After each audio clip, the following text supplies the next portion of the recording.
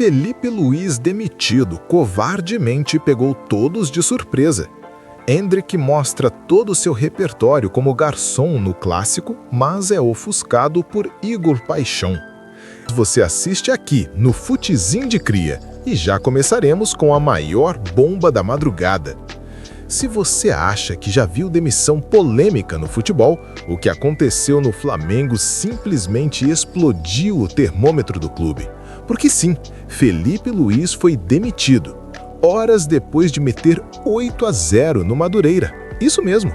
E calma, fica até o final, porque os bastidores dessa decisão são ainda mais pesados do que parecem. A notícia caiu como uma bomba na madrugada. Por volta de 1 da manhã, o técnico recebeu o comunicado em uma conversa que durou menos de 1 minuto. Menos de 1 minuto para encerrar um ciclo que tinha acabado de aplicar uma goleada histórica. O detalhe que deixa tudo ainda mais surreal: Felipe Luiz foi para a coletiva normalmente, falou sobre o time, projetou a final contra o Fluminense, sem saber que estava prestes a cair. Minutos depois, veio a nota oficial. E dentro do Flamengo, o sentimento foi praticamente unânime: incredulidade. Líderes do elenco, incluindo Danilo, mandaram mensagens de apoio ao treinador. Não houve nem despedida no vestiário. Clima frio, pesado. Mas a verdade é que essa história não começou agora. O desgaste vinha desde dezembro. A renovação de contrato já tinha sido turbulenta, com vazamentos que irritaram Felipe e uma queda de braço financeira com a diretoria. Mesmo assim, ele assinou até 2027. Só que o vínculo durou pouco mais de 2 meses na prática. E tem mais bastidor forte. Enquanto ainda negociava a renovação, o presidente BAP já sondava outros treinadores, incluindo Leonardo Jardim, hoje o favorito ao cargo. Ou seja, o clima já estava contaminado há algum tempo. Outro ponto de atrito foi quando a diretoria ordenou a volta antecipada do time principal no Carioca, mudando o planejamento da comissão técnica. Isso incomodou o departamento de futebol e aumentou a pressão interna. Só que, oficialmente, a gota d'água foram os resultados do início da temporada. A diretoria entendia que, com o investimento feito e o elenco mantido, o desempenho precisava ser melhor. Houve cobranças fortes no CT. O ambiente pesou. E a relação com o diretor José Botto também se desgastou bastante nos bastidores. Mesmo assim, os números de Felipe Luiz impressionam. Em pouco mais de um ano, foram 63 vitórias e 5 títulos, incluindo Libertadores e Brasileirão de 2025. Números de técnico vencedor. Mas nem isso segurou o cargo. E para esquentar ainda mais o clima, uma postagem de Luiz Araújo nas redes sociais, logo após a demissão, gerou suspeitas de indireta ao treinador, principalmente porque o atacante vinha tendo menos espaço. Resultado, o Flamengo entra em mais uma turbulência pesada, justamente na reta decisiva da temporada. Agora a pergunta que não quer calar: a diretoria foi corajosa ou cometeu um erro gigantesco ao demitir Felipe Luiz? Se você é torcedor da seleção ou do Real Madrid, se prepara, porque a notícia que saiu agora é daquelas que gelam a espinha. Rodrigo está oficialmente fora da Copa do Mundo.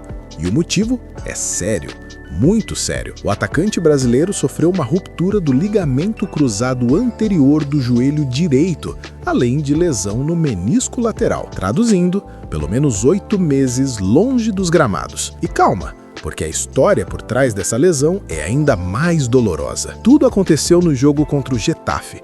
Rodrigo começou no banco e entrou aos 9 minutos do segundo tempo no Santiago Bernabéu. Até aí, normal. Só que poucos minutos depois, ele caiu sentindo dores. Mesmo assim, e isso mostra muito sobre a mentalidade dele, o brasileiro tentou continuar em campo e foi até o fim da partida. Mas o exame veio como um balde de água fria. Lesão grave confirmada, temporada encerrada e o sonho da Copa de 2026 praticamente interrompido. Agora tudo para, tudo pausa. E fica aquela pergunta que começa a ecoar entre torcedores e analistas: sem Rodrigo, O Brasil perde só uma opção ofensiva ou perde uma peça-chave para a Copa? Quero saber tua opinião nos comentários. Ele desabafou na sua rede social. Mesmo sem entender, eu confio em ti. Um dos piores dias da minha vida. O quanto eu sempre temi essa lesão. Talvez a vida tenha sido um pouco cruel comigo ultimamente. Não sei se mereço isso, mas do que posso reclamar? Quantas coisas maravilhosas já vivi que eu também não merecia. Um grande obstáculo surgiu na minha vida, na minha carreira, e que me impede de fazer o que eu mais amo por um certo tempo. Estou fora do restante da temporada com o meu clube e fora da Copa do Mundo com o meu país. Um sonho que todos sabem o quanto significa para mim. E só me resta ser forte como sempre. Isso não é uma novidade. Obrigado todo mundo pelas orações, mensagens e carinho. Vocês são muito importantes para mim. Mesmo sendo um momento muito difícil, prometo não parar por aqui. Acredito que ainda tenho muitas coisas incríveis para viver e alegrar a todos que confiam em mim. É só um até breve. Agora preste atenção que a jornalista talentosíssima Tati Mantovani traz detalhes da lesão do jogador. Nessa terça-feira, o Real Madrid comunicou a lesão grave de Rodrigo. Ele rompeu o ligamento cruzado anterior e também o menisco externo do joelho direito, vai passar nas próximas horas por uma cirurgia e a expectativa aqui na capital espanhola é de cerca de 11 meses de recuperação. Portanto, o Rodrigo perde o final da temporada com o Real Madrid, o início da seguinte também, e está fora da Copa do Mundo. O Rodrigo começou esse início de 2026 disputando partidas normalmente até a Supercopa da Espanha. A partir dessa final contra o Barcelona, a gente vê que o Rodrigo acaba saindo do time, depois o Real Madrid até divulga um boletim médico de que ele tem uma tendinose na parte posterior da coxa direita. O Rodrigo perde 3 jogos por esse motivo, fica fora e é poupado em algumas outras partidas. Depois tem 2 jogos que ele cumpre suspensão no jogo contra o Benfica. E é verdade que ele jogou pouco nesse início de ano e a lesão acaba sendo na mesma perna, só que dessa vez no joelho direito. É uma lesão complicada, uma lesão que o Real Madrid já vem sofrendo nos últimos anos, com vários jogadores, foram 5 desde agosto de 2023, Thibaut Courtois, Éder Militão, nos 2 joelhos diferentes, Alaba, Carvajal e agora o atacante Rodrigo. Se você acha que já viu de tudo no futebol europeu, calma, porque o que aconteceu em Marsella neste domingo foi simplesmente cinema. Teve brasileiro brilhando, teve virada absurda nos acréscimos e teve um detalhe que muita gente pode ter deixado passar, mas que muda completamente a leitura desse jogo. E olha, segura até o final porque tem um ponto sobre o Endrick que quase ninguém tá falando. Vamos por partes. O duelo entre Lyon e Olympique de Marselha já começou daquele jeito, elétrico. Com apenas 3 minutos de bola rolando, Endrick, sim, o garoto brasileiro, já mostrou que não estava para brincadeira. Ele recebeu, levantou a cabeça e assistência limpa para Tolisso abrir o placar. Ali já dava para sentir. Endrick estava on, mas não foi só isso. Durante o primeiro tempo inteiro, o jovem brasileiro simplesmente bagunçou a defesa do Marselha.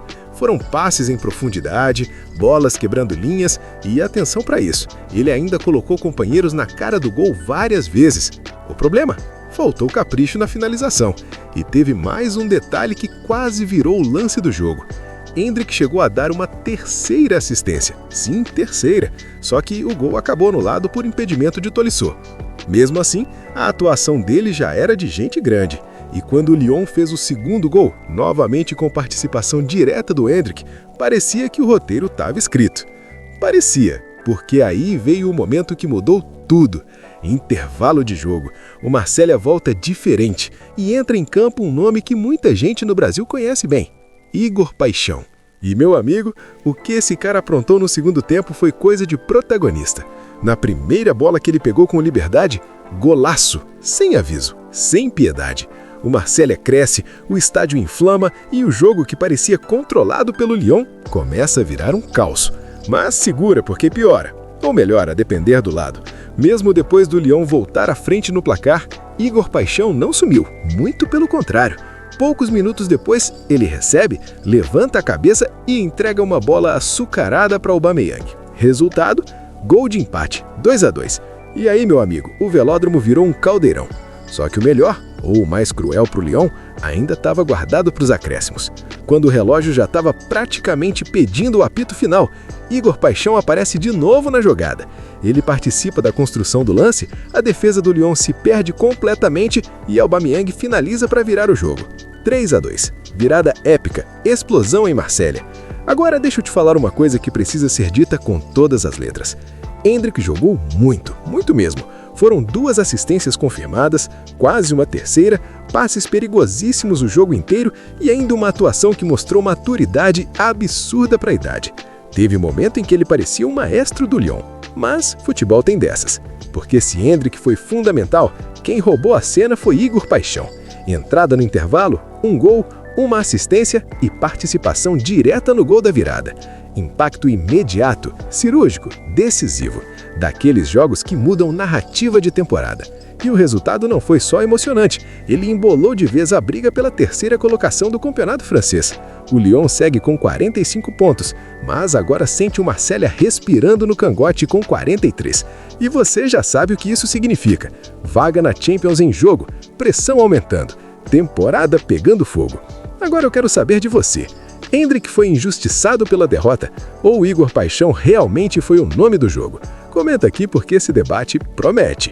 Antes da próxima notícia, não se esqueça de curtir esse vídeo e compartilhar para o amigo que gosta de se manter bem informado sobre o mundo do futebol.